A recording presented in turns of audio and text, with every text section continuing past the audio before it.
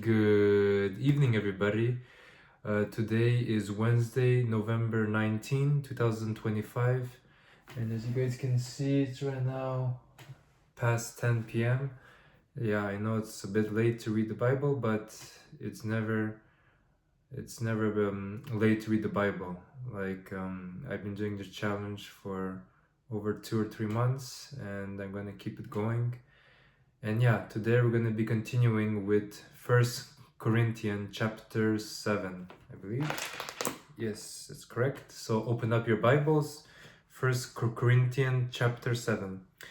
Instruction on marriage. Now, regarding the questions you asked in your letter, yes, it is good to abstain from sexual relations. But because there is so much sexual immorality, each man should have his own wife, and each woman should have her own husband. The husband should fulfill his wife's sexual needs, and the wife should fulfill her husband's needs. The wife gives authority over her body to her husband, and the husband gives authority over his body to his wife. Do not deprive each other of sexual relations, unless you both agree to refrain from sexual intimacy for a limited time so you can give yourselves more completely to prayer. Afterward, you should come together again so that Satan won't be able to tempt you because of your lack of self control. I say this as a concession, not as a command. But I wish everyone were single just as I am. Yet each person has a special gift from God of one kind or another. So I say to those who aren't married and to widows, it's better to stay unmarried just as I am. But if they can't control themselves, they should go ahead and marry. It's better to marry than to burn with lust. But for those who are married, I have a command that comes not from me, but from the Lord. A wife must not leave her husband, but if she does leave him, let her remain single or else be reconciled to him. And the husband must not leave his wife.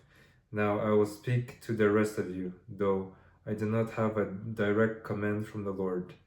If a fellow believer has a wife who is not a believer and she is willing to continue living with him, he must not leave her.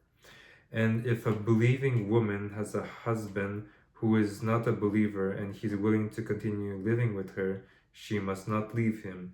For the believing wife brings holiness to her marriage, and the believing husband brings holiness to his marriage. Otherwise, your children would not be holy, but now they are holy. But if the husband or wife who isn't a believer insists on leaving, let them go. In such case, the believing husband or wife is no longer bound to the other, for God has called you to live in peace. Don't you wives realize that your husbands might be saved because of you? And don't you husbands realize that your wives might be saved because of you? Each of you should continue to live in whatever situation the Lord has placed you, and remain as you were when God first called you. This is my rule for all the churches. For instance, a man who was circumcised before he became a believer should not try to reverse it. And the man who was uncircumcised when he became a believer should not be circumcised now, for it makes no difference whether or not a man has been circumcised. The important thing is to keep God's commandments. Yes, each of you should remain as you were when God called you. Are you a slave? Don't let that worry you. But if you get a chance to be free, take it. And remember, if you were a slave when the Lord called you, you are now free in the Lord. And if you were free when the Lord called you, you are now a slave of Christ. God paid a high price for you, so don't be enslaved by the world. Each of you, dear brothers and sisters, should remain as you were when God first called you. Now, regarding your question about the young woman who are not yet married. I do not have a command from the Lord for them. But the Lord in His mercy has given me wisdom that can be trusted, and I will share it with you. Because of the present crisis, I think it is best to remain as you are. If you have a wife, do not seek to end the marriage. If you do not have a wife, do not seek to get married.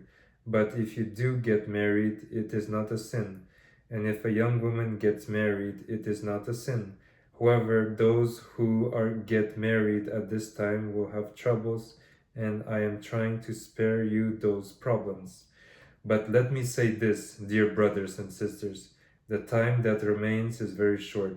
So from now on, those with wives should not focus only on their marriage. Those who weep or who rejoice or who buy things should not be absorbed by their weeping or their joy or their possessions. Those who use the things of the world should not become attached to them, for this world as we know it will soon pass away. I want you to be free from the concerns of this life. An unmarried man can spend his time doing the Lord's work and thinking how to please Him. But a married man has to think about his earthly responsibilities and how to please his wife. His interests are divided. In the same way, a woman who is no longer married or has never been married can be devoted to the Lord and holy in body and in spirit. But a married woman has to think about her earthly responsibilities and how to please her husband. I am saying this for your benefit, not to place restrictions on you. I want you to do whatever will help you serve the Lord best, with as few distractions as possible. But if a man thinks that he's treating his fiancée improperly and will inevitably give in to his passion, let him marry her as he wishes. It is not a sin. But if he has decided firmly not to marry, and there is no urgency, and he can control his passion, he does well not to marry.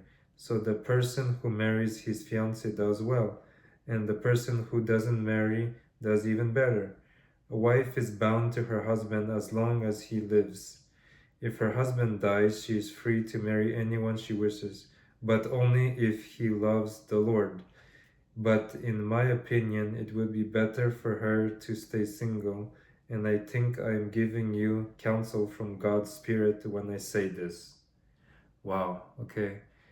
That's a lot to take in for 1 Corinthians chapter 7, and we're going to be continuing with the reading of the scriptures tomorrow.